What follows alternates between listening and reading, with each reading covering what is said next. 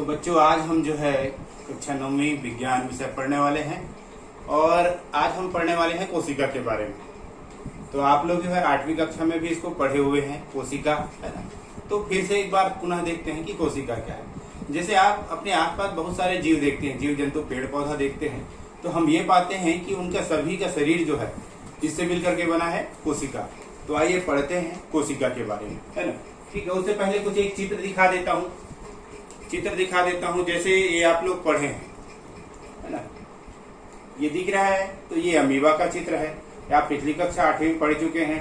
इसी प्रकार कुछ और चित्र है हमारे पास, हम देख लेते हैं। जैसे ये स्टोमेटा का है, ये भी आप देख चुके हैं पिछली कक्षाओं में, है ना।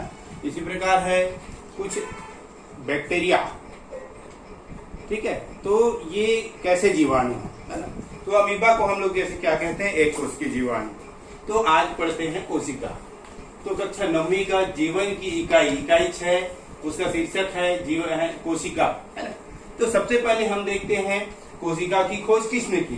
कि कोशिका की खोज किसने की, रॉबर्ट ह्यूग ने 1665 में, है ना, मृत कोशिकाओं को देखा। उन्होंने क्या देखा, मधुमक्खी के छाते में जो छोटे छोटे खाने थे उसी को उन्होंने क्या कहा, कोशिका नाम दिया, है ना। बाद में देखते हैं कि एंटोनी वॉन लीवेनहॉक ने पहली बार जीवित कोशिका को देखा। किसको देखा, जीवित कोशिका को, ठीक है। उसके बाद रॉबर्ट ब्राउन ने केंद्रक की खोज की। अब देखा तो कैसे देखा, तो यहाँ पे सवाल आता है। तो उन्होंने किससे देखा, माइक्रोस्कोप से, है ना। हमको मालूम है माइक्रोस्कोप में क्या करते हैं, जो सूक्ष्म वस्तुओं को बड़ा करके देखते हैं। तो सबसे पहले एंटोनी वॉन लीवेनहॉक ने जीवित कोशिका को देखा।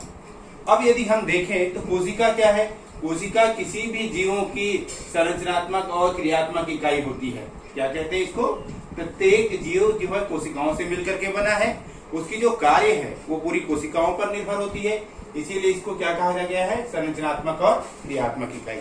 आप 9वीं की किताब में आप देखे हैं तो आप पेज नंबर यदि देखेंगे 83 में, है ना, तो आपको इस प्रकार अलग अलग कोशिकाओं का चित्र दिखाई दे रहा है। ये देखिए तंत्रिका कोशिका है ना, ये अंडाणु कोशिका है, स्पर्म कोशिका है, ठीक है। इसके अलावा गोलाकार कोशिका है, लंबाकार कोशिका है। तो जब आकार की बात करते हैं तो कोशिकाओं का जो आकार है अलग अलग प्रकार का होता है। ये किसी जाति की संख्या पर निर्भर हो सकता है ना। तो हम लोग जैसे देखें कि पिछली कक्षाओं में पढ़े हुए हैं, जैसे अमीबा। तो अमीबा कैसा जीव है, एक कोश की जीव है। तो एक कोश की जीव और बहुकोश की जीव पढ़ चुके हैं। तो ऐसे जीव जिनका शरीर बहुत सारी कोशिकाओं से मिलकर बना है उसको बहुकोश की जीव कहते हैं, है ना, ठीक है। तो हमारी जो बुक में दिया हुआ है, ये दिया हुआ है, इसमें आप देख रहे हैं, इसमें देख रहे हैं कि ये जो है क्या, एक प्लांट सेल है ना। प्लांट सेल के अंदर हम क्या देख रहे हैं, स्टोमेटा की कोशिका हमको दिखाई दे रही है, ठीक है। तो ये कोशिका की संरचना माइक्रोब से देखा गया। चलिए आइए अब हम बात करते हैं मुख्य रूप से। यदि हम देखें तो देखिए कोशिका का एक संरचना हमने बनाया है, तो इस प्रकार आप इसको देख सकते हैं, है ना, ठीक है। तो ये कोशिका की स्ट्रक्चर आप भी ऐसा बना सकते हैं। तो कोशिका की संरचना में देखते हैं, मुख्य रूप से हम देखेंगे पादप कोशिका और जंतु कोशिका, साथ में दोनों का तुलना भी करेंगे और अध्ययन करेंगे। तो सबसे पहले देखते हैं पादप कोशिका। तो पादप कोशिका को जब देखते हैं तो इसके चारों ओर आपको एक ग्रीन कलर का एक भित्ति दिखाई दे रहा है। इस भित्ति को हम लोग क्या कहते हैं, कोशिका भित्ति कहते हैं, या फिर क्या कहते हैं, सेल वॉल कहते हैं, है ना। किसी भी पादप कोशिका में चारों ओर, ये जंतु कोशिका में नहीं पाया जाता, केवल जो है कोशिका भित्ति इसके चारों ओर पाई जाती है। और देख रहे हैं इस पादप कोशिका में बड़ा सा केंद्र क्या पाया जा रहा है, वैक्यूल्स कहते हैं, रिक्तिका, खाली स्थान। लेकिन जब हम जंतु कोशिका को देखते हैं तो यहाँ पर छोटी सी रिक्तिका पाई जाती है ना। देखिए केंद्रक दोनों में पाया जाता है, पादप कोशिका और जंतु कोशिका में। तो सबसे पहले हमने देखा बाहर की ओर कोशिका भित्ति, उसके बाद इसमें जो लेयर पाया जाता है बाह्य आवरण, इसको हम क्या कहते हैं, कोशिका झिल्ली या प्लाज्मा मेम्ब्रेन कहते हैं, है ना। ये दोनों में पाया जाता है। फिर हमने देखा केंद्रक के बाद ऊपर में देखिए पीले कलर की रचना दिखाई दे रही है, ये गोल्जी काय है ना। सबसे ऊपर हमको क्या दिखाई दे रहा है, ये माइटोकॉन्ड्रिया। तो माइटोकॉन्ड्रिया जंतु कोशिका और पादप कोशिका में भी पाया जाता है। इसका काम क्या होता है ना, ये एटीपी का निर्माण करता है। तो ये ऊर्जा देता है किसी भी कोशिका को। उसके बाद यदि हम यहाँ पर देखें तो ये जो नाम लिखा है कोशिका द्रव्य, तो किसी कोशिका के अंदर जो द्रव्य भरा रहता है उसको क्या कहते हैं हम लोग, कोशिका द्रव्य या साइटोप्लाज्म कहते हैं। फिर है अंतःप्रद्रव्य जालिका, इसको कहते हैं एंडोप्लाज्मिक रेटिकुलम, ये आपको दिखाई दे रहा है, दोनों कोशिकाओं में पाया जाता है।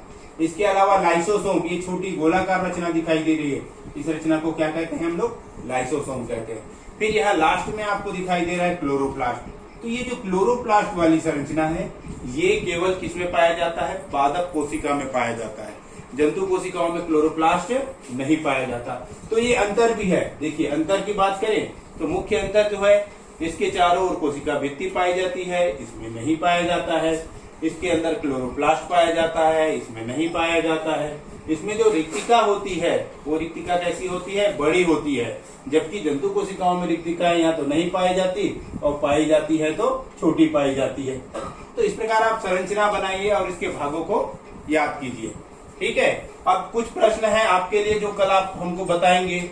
जैसे कोशिका का ऊर्जा घर किसको कहते हैं? कोशिका का रसोई घर क्या है? कोशिका का दिमाग किसको कहते हैं हम लोग, है ना? आत्महत्या की थैली किसे कहते हैं? ठीक है। और पदार्थ की पैकेजिंग किस अंग से होती है? तो ये आपके लिए होमवर्क है। 1 2 3 4 5 होमवर्क है। ये अक्सर परीक्षा में पूछा जाता है ना? तो इस प्रकार हम देखते हैं कि लास्ट में यदि ये कहें कि कोशिका जीवन की संरचनात्मक और क्रियात्मक इकाई होती है। बाकी अगले क्लास में।